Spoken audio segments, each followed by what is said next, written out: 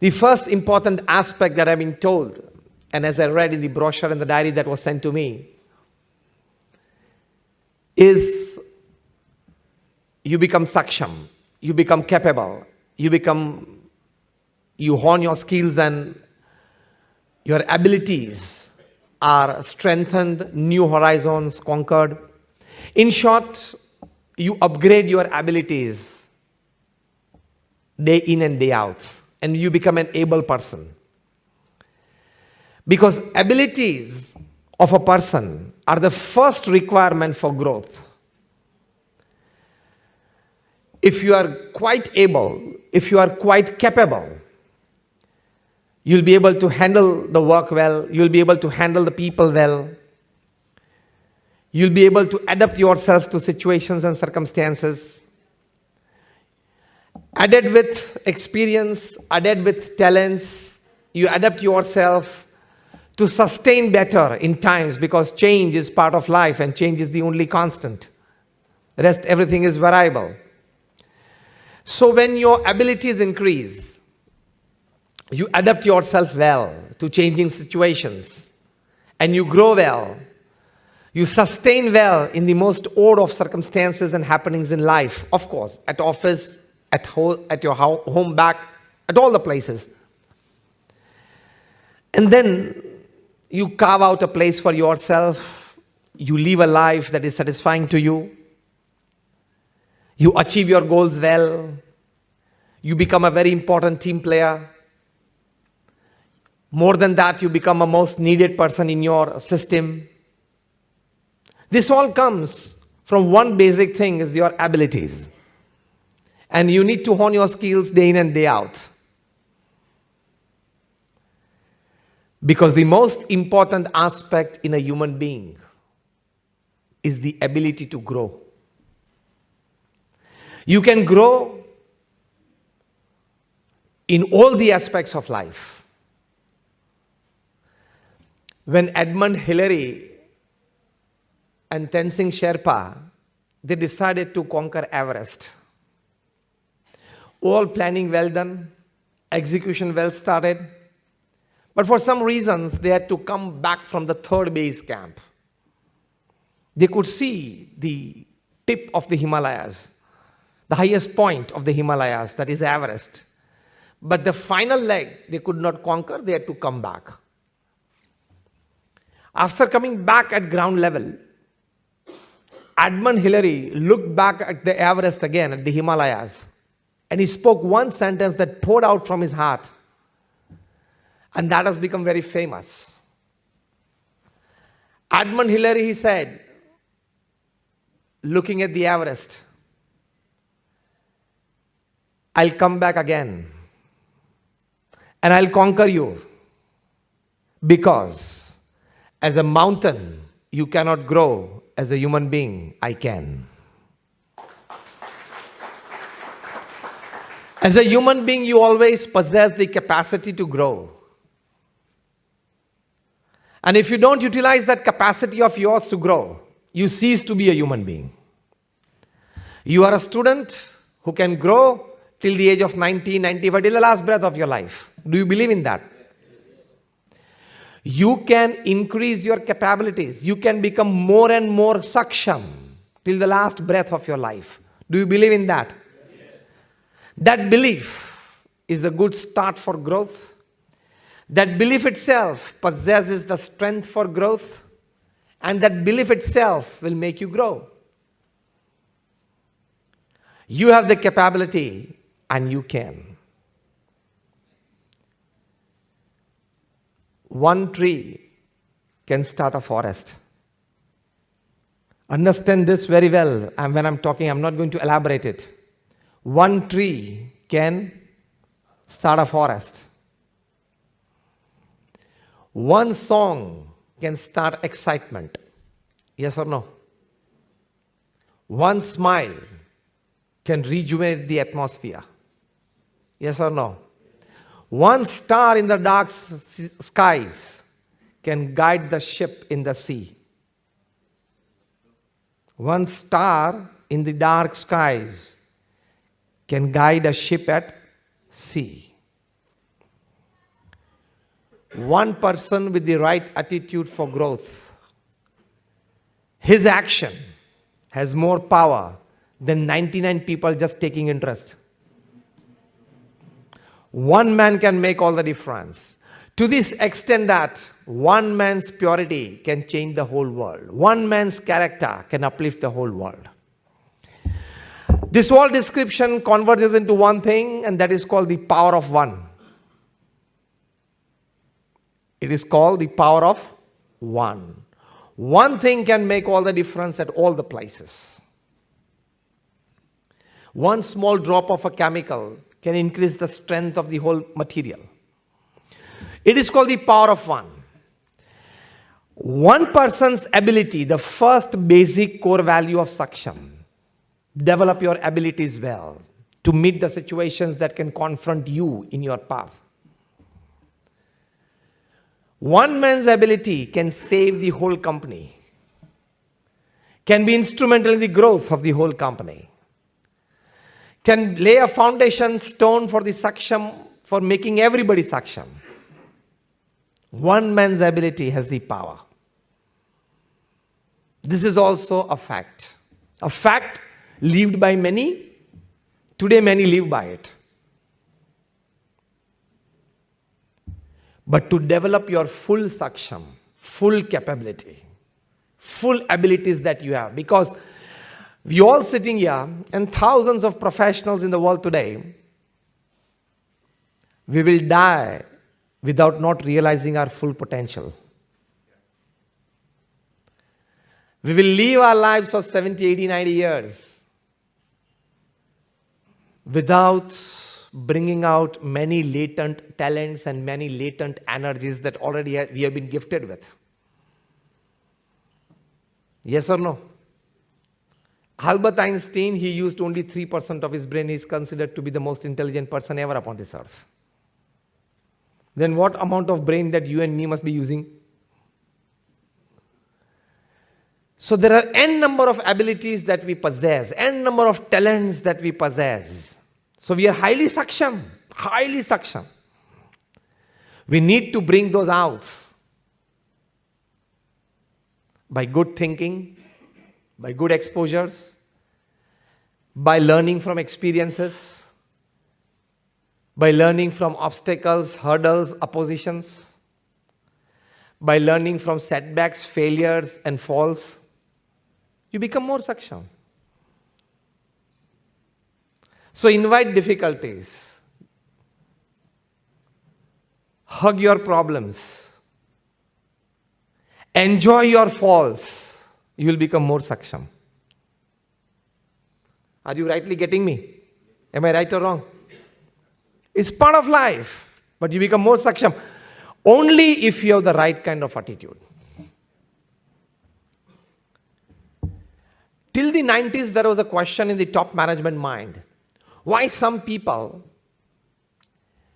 with the best of abilities, with the best of resources available, still they succeed less or sometimes fail? And why? Sometimes with lesser resources, people succeed and succeed more. So by the turn of the millennium, it was very clear in the top management mind and the top management gurus that all the resources combined do not necessarily guarantee you success. Then what guarantees your success? They said with more or less resources, the one thing that guarantees success, it is your right kind of attitude towards your abilities. The first principle of Saksham we are talking of. Ability. Your attitude towards it. I can do it. I can make it happen. That attitude towards your abilities, that faith in your abilities will make you grow, will make you succeed. I have read more than 500 biographies and autobiographies of great personalities, from Nelson Mandela to Abraham Lincoln to George Washington to Winston Churchill to Mahatma Gandhi to Sardar Patel to Sachin Tendulkar, everybody. They always believed that they were Saksham. They always believed that they had the abilities to overcome any difficulties. They always believed that they had the power, they had the ability, they had the skills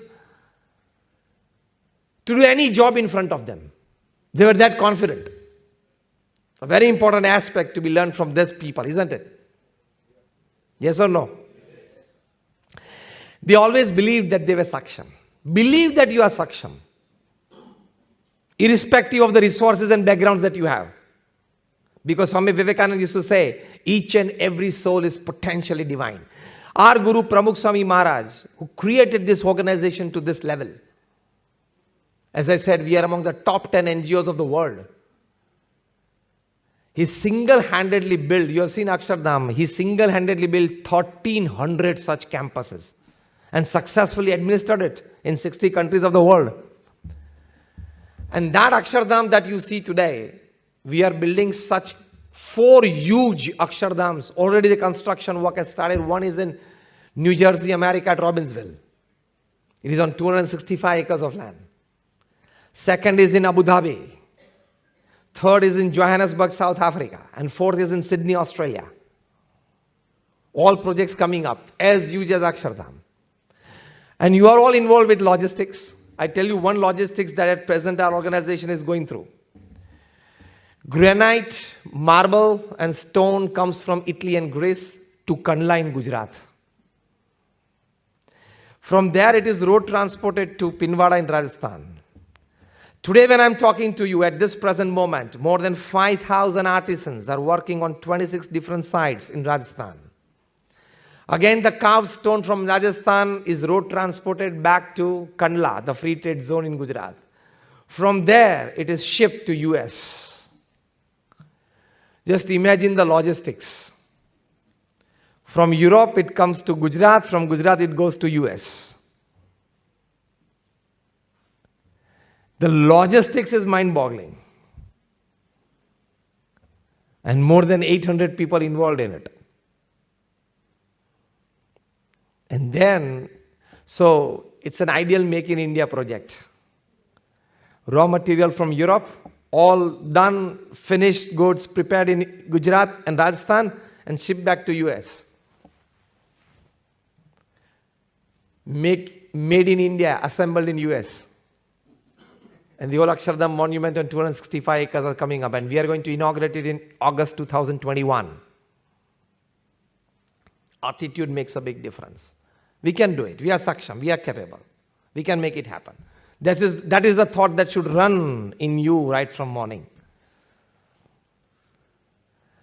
So this was the concept in the 90s and the turn of the millennium in the management gurus' minds, from Jim Collins to Stephen Covey to Anthony Robbins, everybody. And so Jeff Keller writes the book, which became very famous, which topped the list in the New York Times list for 64 weeks, which itself is a world record. And the title of the book is, I think, every professional, all of you, if you have a piece of paper and pen, you must definitely write it down. You must read this book. And the title of the book is, Attitude is Everything. With lesser or more resources, still you can succeed, is what this book teaches and preaches you, and what this book makes you believe. Attitude is everything. अभिगम, हम हिंदी में उसको बोलते हैं अभिगम. अभिगम ही सर्वस्व है. Attitude makes all the difference. So developing your abilities, making yourself more saksham, your attitude will play the principal role. Apart from your skills, apart from your know-hows, apart from your academics, apart from your talents, apart from your experiences, apart from your support systems, apart from your platforms, apart from your back systems. This plays a major role. Another aspect of developing your abilities is the time-consuming activities of your life which does not add on to your abilities. You must restrict it. Just about a few days back, India's top badminton coach, Gopi Chand, he was one time All England champ. He was interviewed in Hyderabad. I just got the print of that interview published by one of the newspapers just a couple of days back. Wonderful interview with Gopi Chand. And he's the person who guided two girls to the top, PV Sidhu and Saina Nehwal, to the world stage, to the Olympic stage, to international champions. He said in one of his in the interview, answering one of the questions, and everybody were amazed. He said, I took away the mobile from both the girls, PV Sidhu and Saina Nehwal, 8 months before the Olympics. I didn't want them at all to focus on any aspect of life other than the Olympic gold. And both the students of Gopi Chand, both the girls, they respected the coach's decision, they accepted it well. They went 8 months without the mobile phone. Imagine just 8 minutes in your life without the mobile. Wherever we are sitting, wherever we are, whatever we are doing, 8 minutes is too much. I tell you, every third minute, if you don't touch your mobile, you get discharged.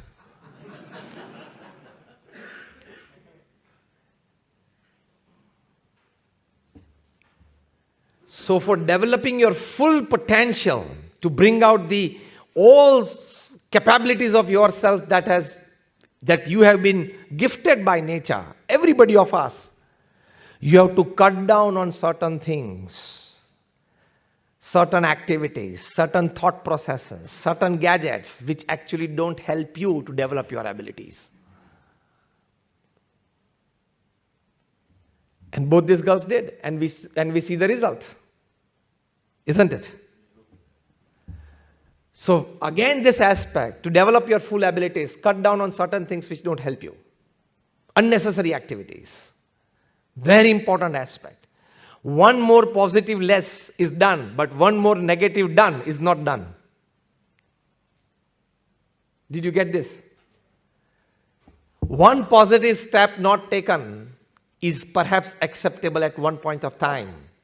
But one negative step taken is not acceptable because it has the power to bring down 5 positives down.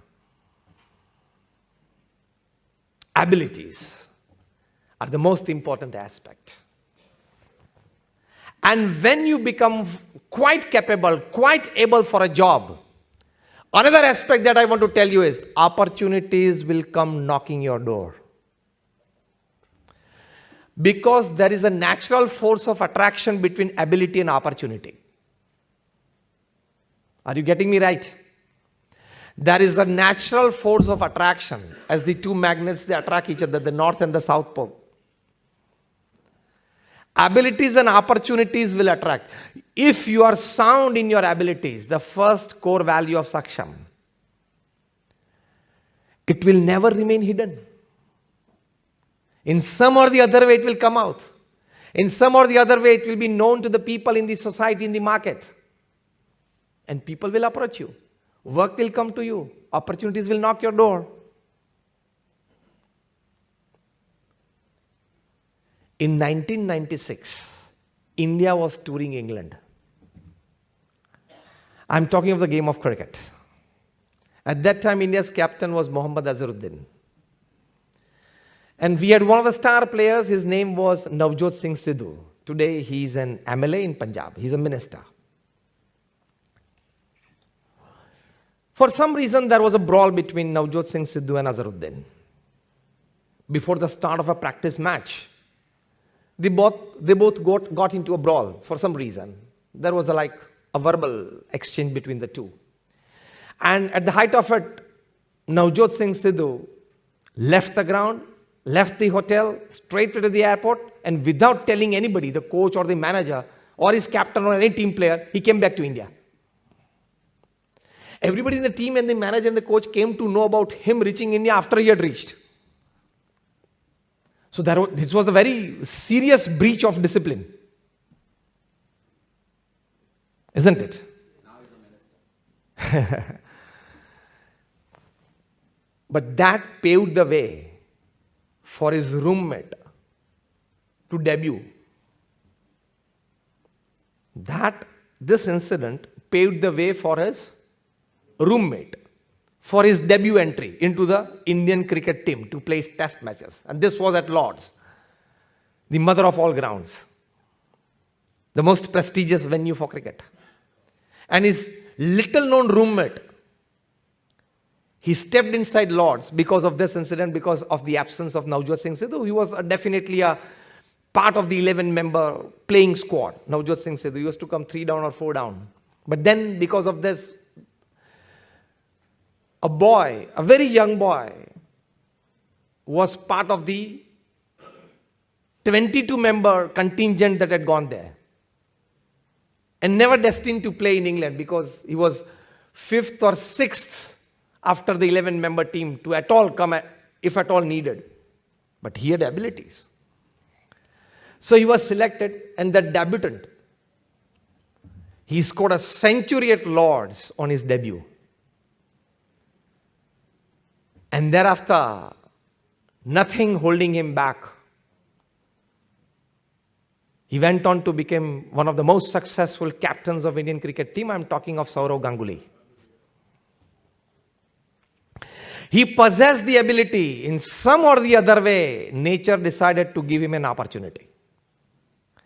But remember one thing, the second step. When he got the opportunity, he could show his class. He could show his caliber because of one reason. And that is, he possessed the ability for it.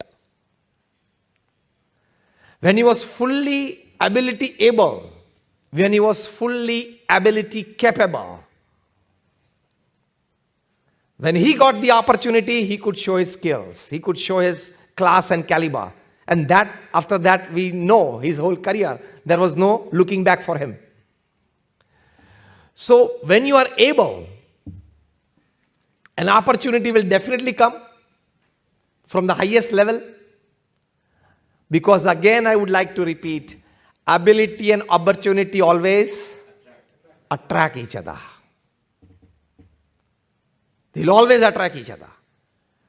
But when the opportunity knocks to your door, and if you are fully ready, fully able, fully capable, you will fully utilize that opportunity, and that will become the first sound platform for you to jump at different levels of progress in your career.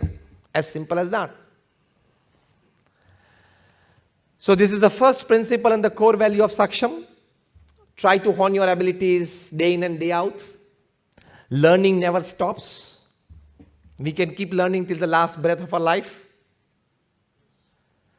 Recently, just about a few months back, a lady at the age of 93, she became a diploma engineer.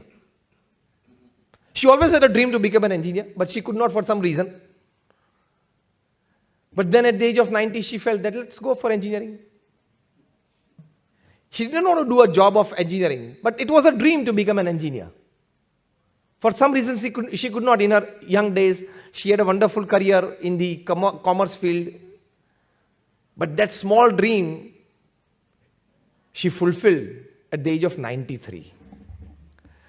So you can always develop your abilities, your capabilities, your skills till the last breath of your life. First part is that. Second part is, if you are quite able, change is a part of life, is the only constant. Let me tell one more word to change beyond these 2 words, is change is routine. Routinely it will come. Adaptability is a very important aspect. Recently, Harvard University has put forward a definition for intelligence. And the definition is, adaptability to change is intelligence. Highest level of intelligence is your adaptability to change. A change comes in your life. A change comes in your career. How quick you can adapt yourself to it.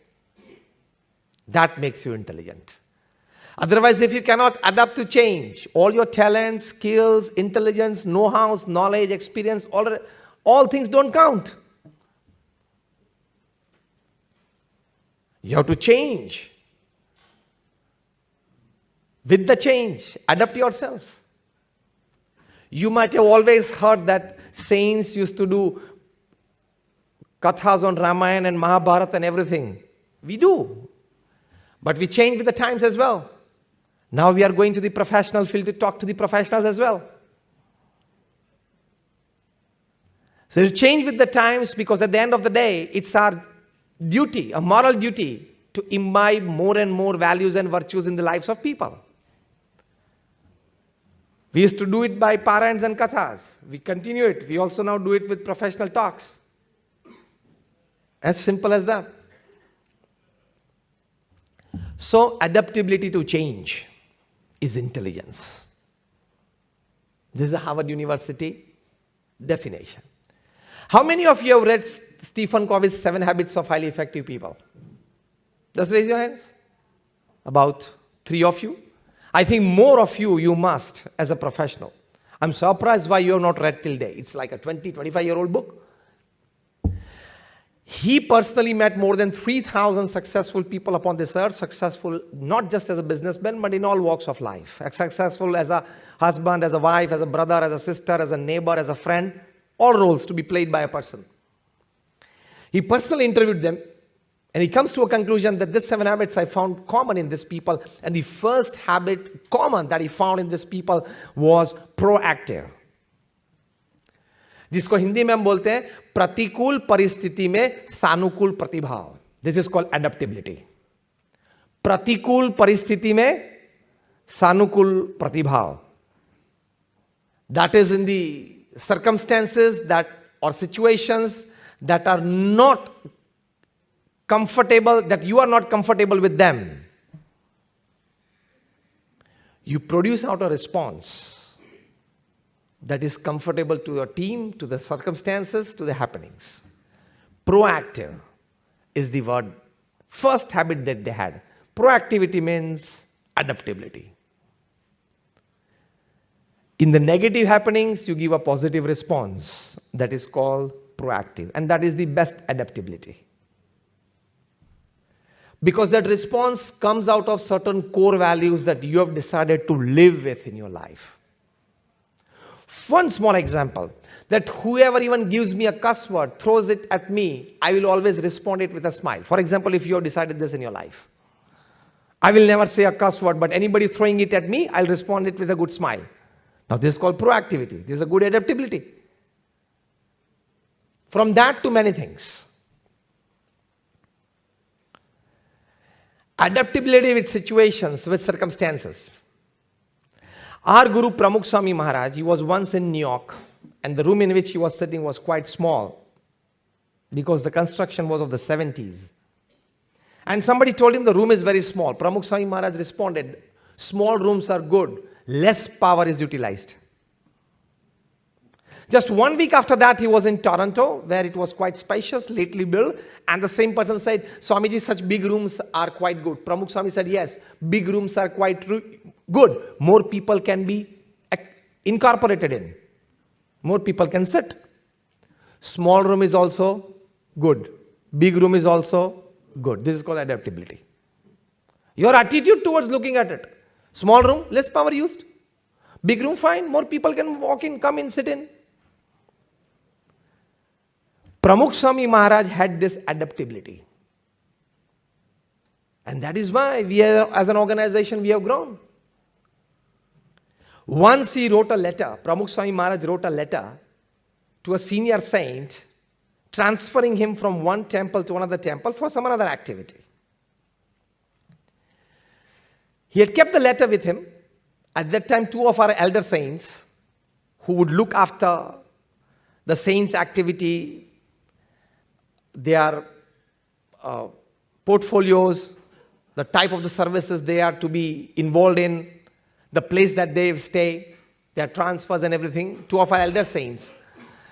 They came in and they suggested Pramukh Swami Maharaj that for this senior saint, we have thought for this temple, this city and this activity. Pramukh Swami Maharaj found it quite good. He immediately brought out that letter which he himself had written and he tore it off. And our 2 elder saints, administrators, he would say, Swamiji, why did you do this? What is this? He said, for the same saint, I had thought something else, but I found yours quite better. This is called adaptability with your team, with your subordinates, with your colleagues. Of course, both the elders said, Swamiji, your thought would be much better than us. He said, no, I found your better. When you are sitting in a meeting, you have proposed your part of the idea as well. And thereafter a 1.5 to 2 hour discussion, if wholeheartedly you can accept a better thought from one of your team members and express yourself, okay, yours is quite better than me. This is the ultimate of adaptability. Ultimate of adaptability. And then only you can make a good team. Good teams and good team players are not necessarily always good professionals or highly skilled people. They need to be good human beings. Talents and skills are part of small part, I would say residue part of good human beings. It will come out. So, this is the adaptability that we find in such great personalities who lead huge organizations. You learn it from nature as well. You minutely observe the flora and fauna around you. You minutely very observe the lower levels of the animal kingdom, small animals. Their adaptability capacity is very high. They are highly saksham when it comes to adaptability.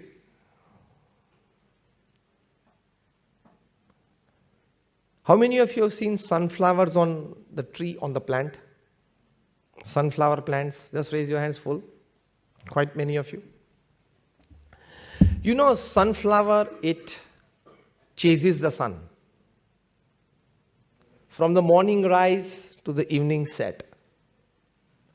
It always moves looking towards the sun. In short, it chases the light. What happens on cloudy days? What happens on rainy days when there is no sun or lesser sun? Or what happens at dark? Have you seen the sunflowers during the dark or when there is less sun, or that means cloudy or rainy? In which position they are? Tell me if somebody has seen. Looking down towards the earth. Okay, everybody is making this kind of symbol, isn't it? Action. You are wrong. Look at it again. When there is lesser sun, no cloud, no rain, or the dark, sunflowers will face each other, not look towards the ground. Dekhna. You know why? When the two sunflowers, they face each other, scientists for years have experimented on this. They exchange each other's energy, so that every sunflower lives for tomorrow morning's sunrise. A very good example from nature when it comes to adaptability. They exchange energies. A typical sunflower has, for example, sunflower A has lesser energy to pass the whole night. Then sunflower B will give some part of his energy. They exchange energies. That is light that they have stored during the day from the sun. So when the times are not good, when situations don't favor you, when there are some oppositions that you can less handle, a good adaptability among team members will make everybody survive for the next sunrise, for the next good opportunity. So making yourself saksham part 2, that is adaptable, is the most important virtue that you can develop to, in the present times, to carry your work forward, to carry your life forward. Most important aspect. Because people who change after the change will survive. People who don't even change even after the change will die. But People who change with the change will prosper. But one step ahead, people who change before the change will lead. Got it? People who change before the change will lead. That is adaptability to change. You foresee the change coming. The moment you become capable, saksham, of foreseeing a change in your profession or life, and you change yourself before the change comes to you, to adapt yourself to the new change, you will lead.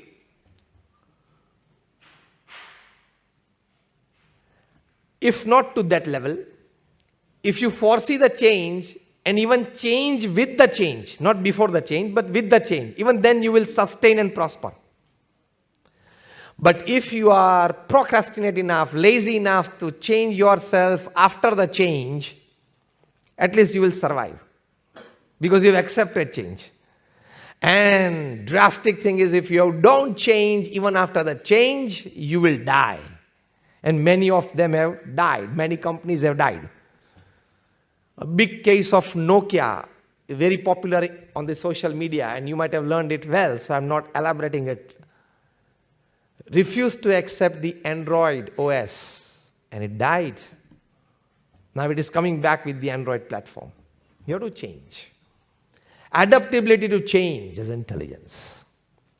You know one good adaptability.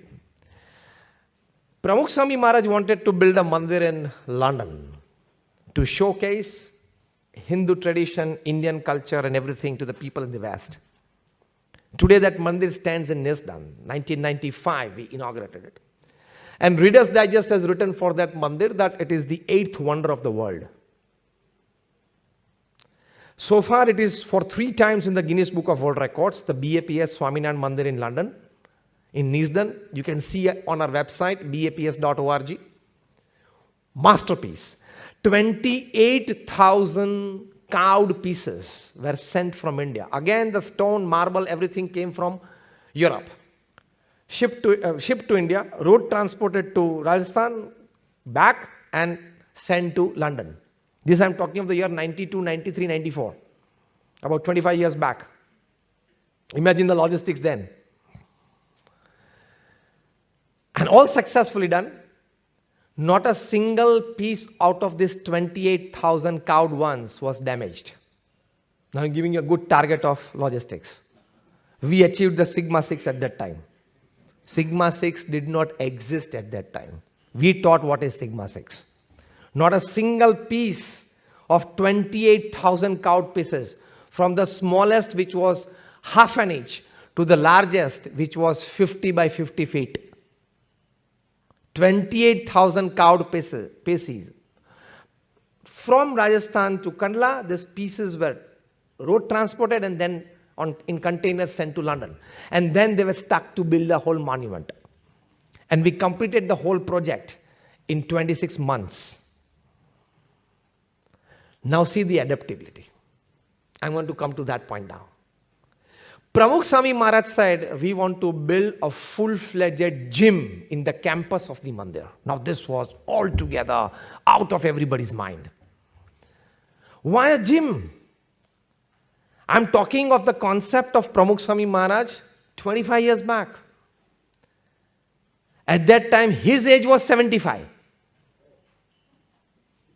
A 75-year-old Indian sadhu talking of a full-fledged gym in the mandir campus. And Pramukh Swami Maharaj was asked by our trustees, Swamiji, why a gym? We need a good auditorium for happenings.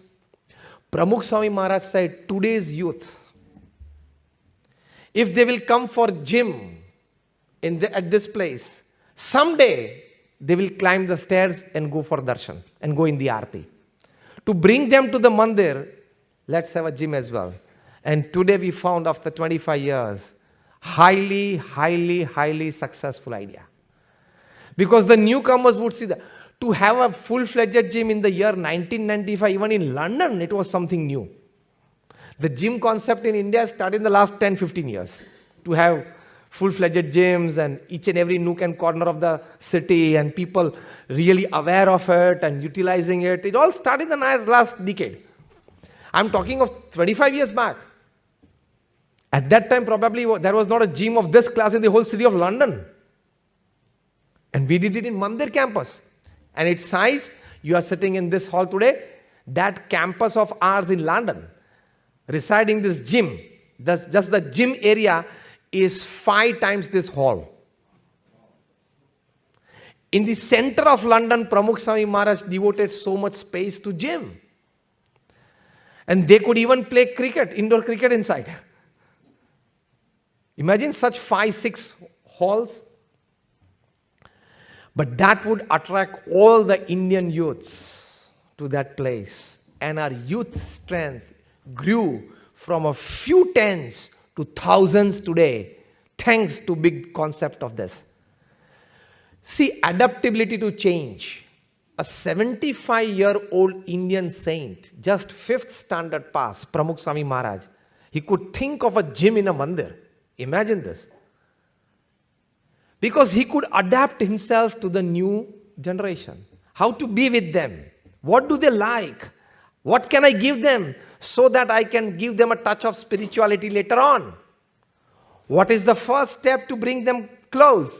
And he put a gym in between them and the mandir. And we got results, beautiful results. Our youth conventions in London today, it's like 2,000, 3,000 youths. Every summer we have it. This is called adaptability with the situation, with the norms, with the times, with the people of those times, with the generations of those times, and then you grow. We grew in London because of this concept, especially amongst the youth. So adaptability to change is intelligence, and your good adaptability for change can bring you good results. How many of you have seen the video of the US Marines being trained? None of you, I think you must download it from somewhere and show it. Worth the video to be shown on this Saksham platform today. The US Marines being trained. The amount of adaptability that they are taught, unimaginable. For a week, they are from a chopper landed in the midst of a dense forest. Only one thing they are given in their hand is a small knife. No food, no water, no second piece of cloth. Now survive for 1 week. He has to survive there. He has to search water. He has to search food. He has to climb the tops of the trees to escape from animals. He has to survive for 1 week. This is the last exercise that he has to pass to become a US Marine. And no doubt, then only they can find enemies in enemy countries. And they did it. They're highly capable people. Skill, capabilities, adaptabilities, unbelievable. They are taught that without food or water, you should be able to give your utmost capabilities and best working performance after 72 hours. 72 hours without water or food, still you should be capable of standing and do your work right. They're trained to that level. They can survive in any temperatures. They are made to survive from -40 to +40. They can wither anything. Adaptability. Human mind, human body is capable. I just described a couple of it. When you will see the video, I think it's just 7 or 8 minutes, but worth it. How the US Marines are made to develop their abilities and how they are taught to adapt to the worst circumstances. They are taken to the deserts of the Middle East for training, where the temperatures are 50 degrees. And they have to survive there as well, stay there as well. They are also taken in the north of Canada there, when there is ice, where there is -30, to survive there as well. So adaptability, capacity of a human being is beyond our imagination. That's what I want to tell. Human body, Bhagwan Swaminarayan has said in one of his scriptures that human body and human mind is highly capable of adaptability. Highly capable. So when you are highly capable of adaptability, you will sustain the final core value of your Saksham Summit. First is ability, second is adaptability, and third is sustainability. You will sustain with a good amount of abilities developed in your profession and life, good amount of adaptability, and you will sustain in the worst of circumstances. Let me put forward today in this Saksham Summit a very formidable statement, very authentic statement, and a very concrete one.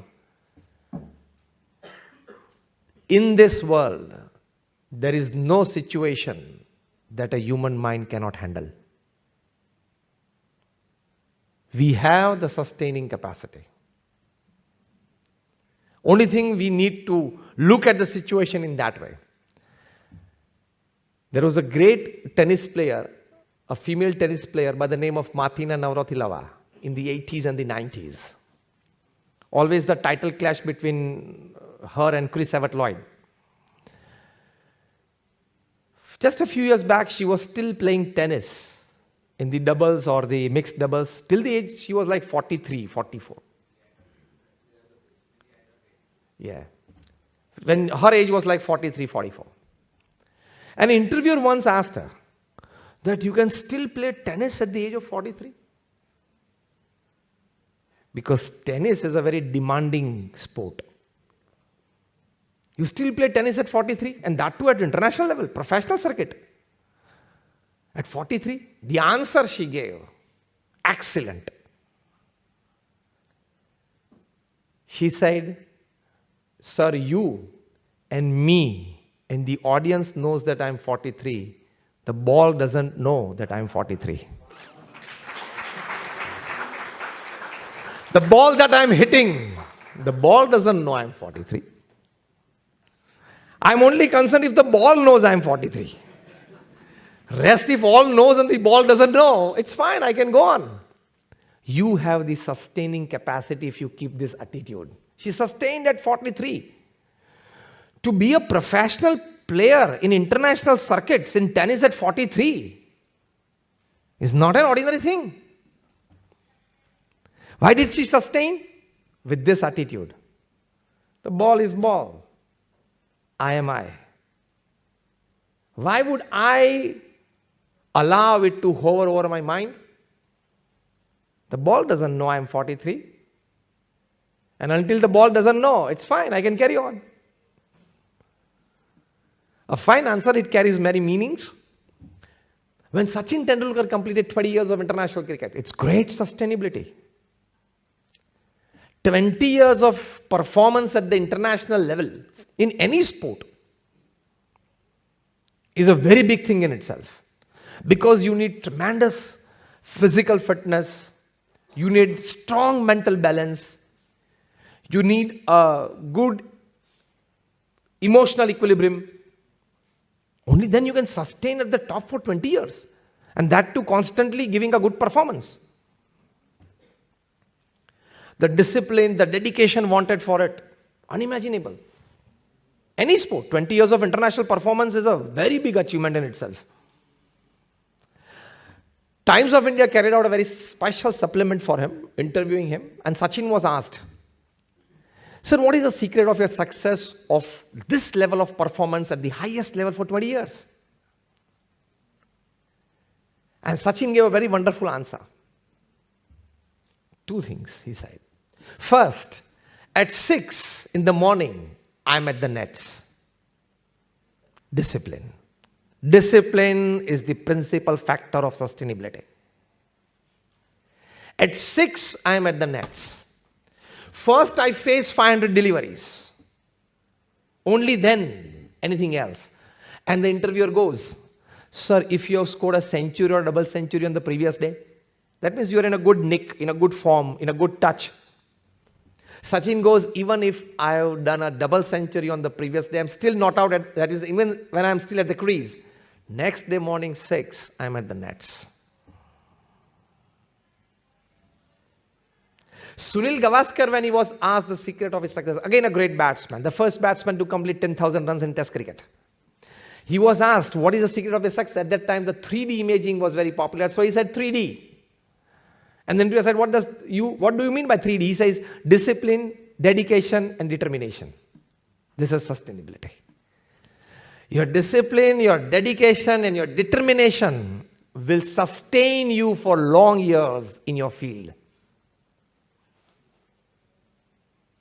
Why does the man at the top today in the country, working 18 hours a day at the age of 69, how can he?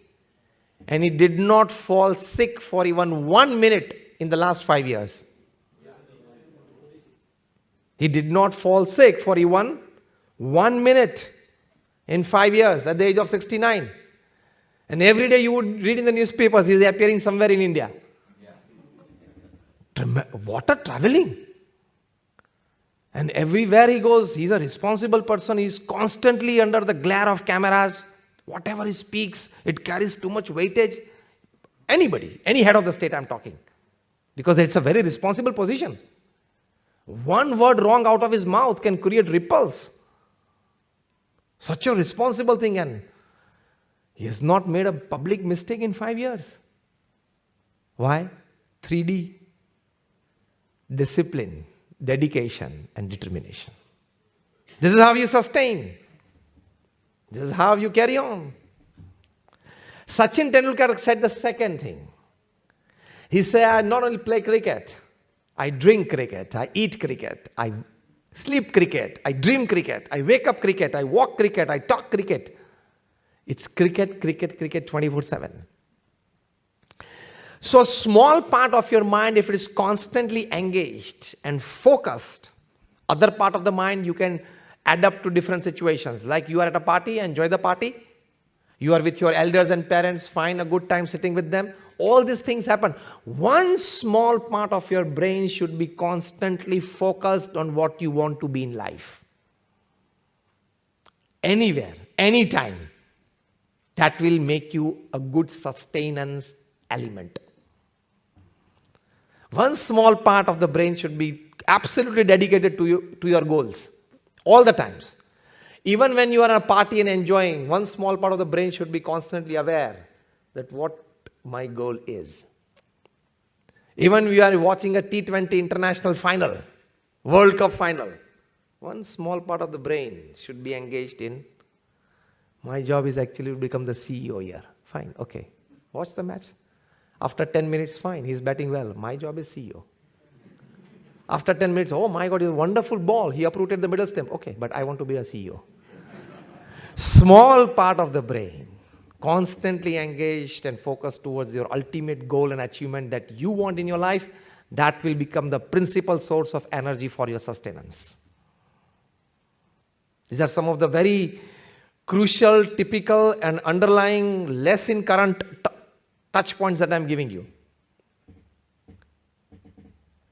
So this is how people have survived. Great people have, these people I named this, they've gone all through the thicks and thins of life.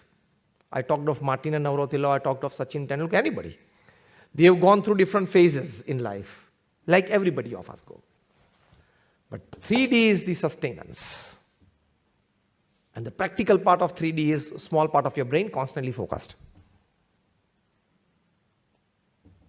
We know the superstar Amitabh Bachchan, he passed through a very tough phase in the late 80s and early 90s. Very tough phase of his life. How did he sustain? 3D. Simple. Discipline, dedication, and determination. 3D survives you. Keep it in your heart. Keep it in your mind. And you will do it.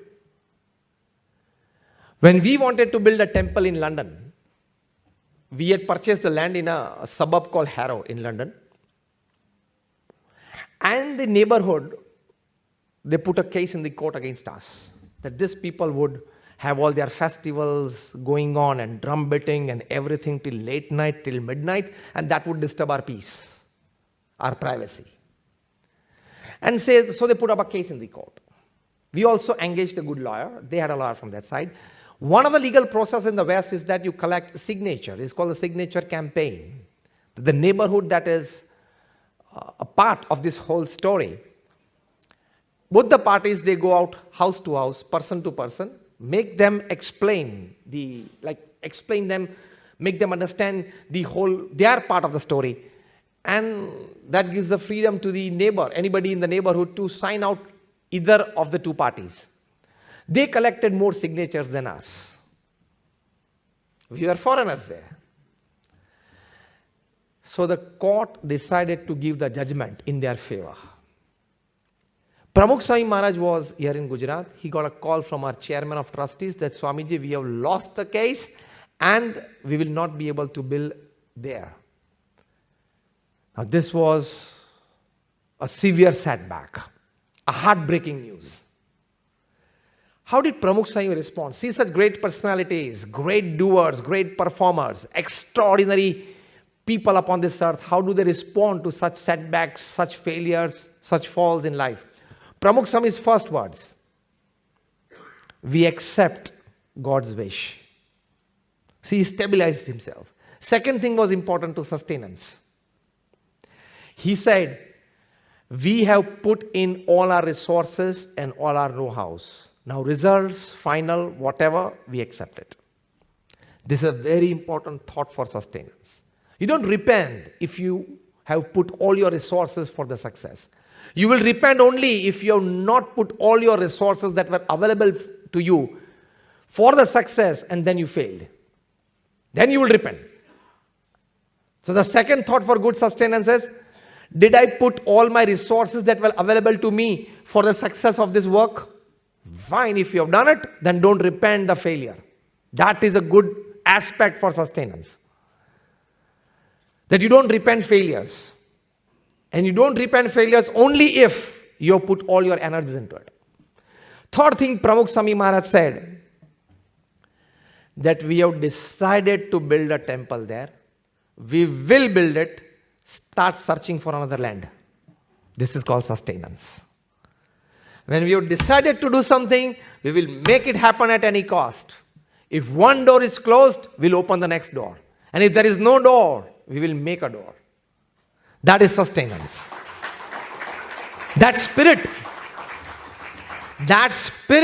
is sustenance. So the spirit should be this. If the door is closed, I will search for another door. If there is no another door, I will create a door in the wall. But I will make things happen. That spirit, that hope and confidence is sustenance.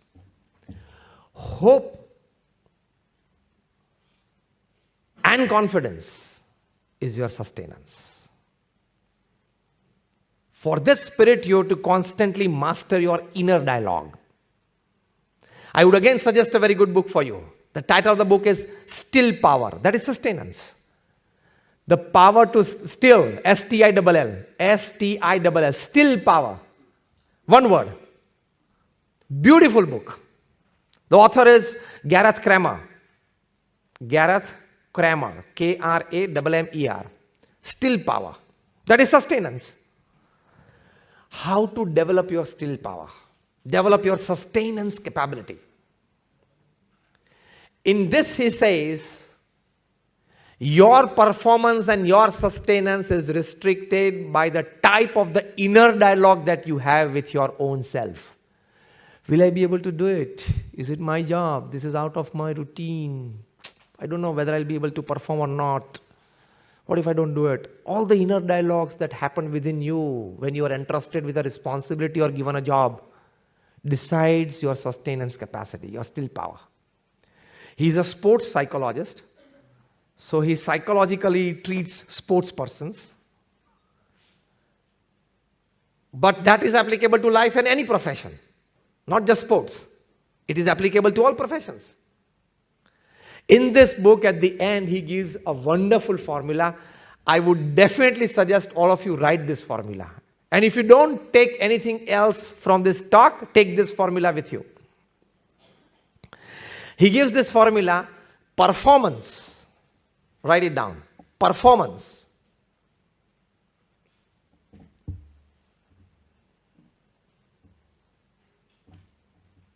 is equal to capabilities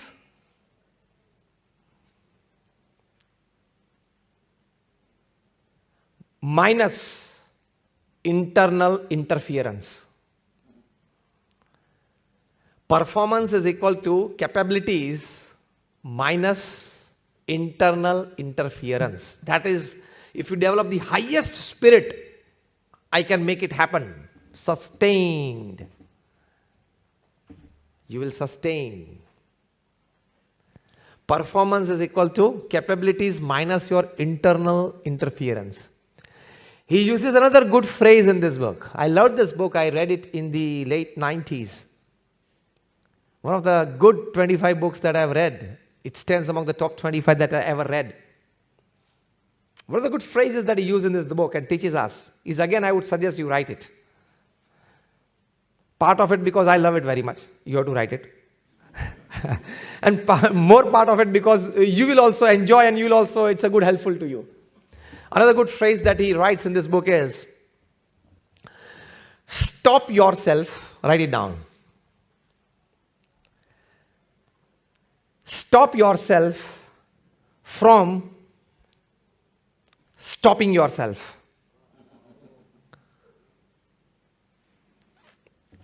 Stop yourself from stopping yourself.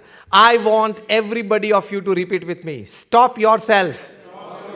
From stopping yourself. Now again repeat with me. I will stop myself from stopping myself. You got it? You will enjoy this phrase. Stop. I will stop myself from stopping myself. You, your inner dialogue, your own thought process are the biggest hurdle for you to perform in the worst of times and sustain yourself. Nobody else. No other factor. As simple as that. And the last thing that I would end my talk with, a very good story that I like. Once a good middle-aged person, must be in his mid-40s, on a fine Saturday evening when he was off from his work, he decided to go and watch a football match in his neighborhood. So he just walked inside. It was an off day, weekend. And he went and took his seat.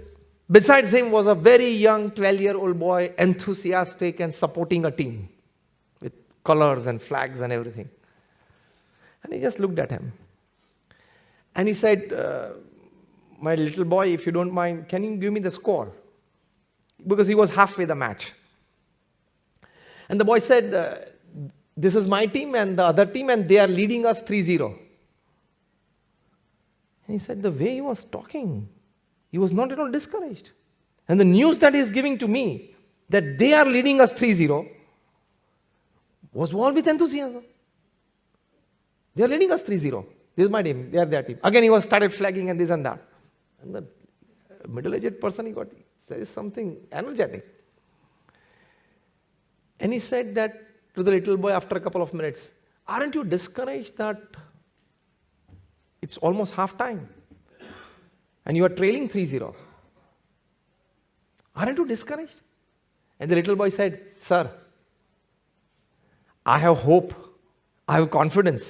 There are team and our managers, they will perform well and we will win, we will overcome the situation. He said, why? And the little boy said, sir, why are you asking me why? Still there is half time to go for the final whistle. Why are you challenging me before the final whistle has blown? Beautiful teaching. Don't decide the outcome of your life before the final whistle has blown. You stand all chances to win. You stand all chances to overcome any situation and win till you don't accept the final whistle. The little boy said, sir, the final whistle is yet to go. And as the happening happened, the match ended with 5-4 in the boys' favor. And they won the match. The gentleman, he says, when I was leaving the stadium, my seat, the little boy looked at me, smiled, waved his hand and said, hi uncle, bye. That means he indirectly told, see how it came out? But that man writes, the author is unknown of this story. He writes back that at night when I was going to bed, the one question that was with that smile and face of that 12-year-old little boy in my memory was, sir, why would I accept the outcome when still the referee is yet to blow the final whistle? He said this was a very big learning for me today. And the second thing the author writes at the end of this story is again a beautiful sentence. I would like you to write this. And the sentence is, see, good sentence for sustainability, huh? Good phrase rather for sustainability. Half time, this is from a soccer match. Right, half time is not full time. You got it? Half time is not full time. Don't accept the results at half time. Anything can change in the second half. Sustain yourself. If you sustain yourself, the second half is yours.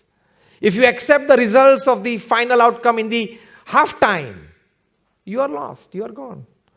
Sustenance capability is more sustained with this thought process, with this spirit, that half time is not full time. And anything can happen. Any situation can be overcome. You can sustain yourself till the referee has not blown the final whistle. We all sitting here, we are at half time. When you have a good sustenance capacity, the referee is still yet to blow the whistle. So fine, carry on. As simple as that. When you make a spider fall from a net or a wall, what does it do? And you make it fall again, what does it do? Sustenance capability you learn from a spider. Tremendous sustenance capability. To that extent that it will sit in its web hours and hours and hours to wait for a prey. Sustenance. So we are inspired with it. So your Saksham Summit is these three things.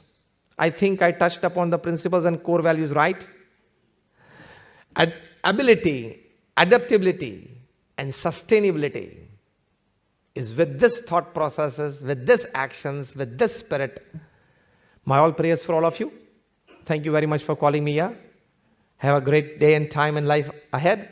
My all prayers for all of you. Thank you very much.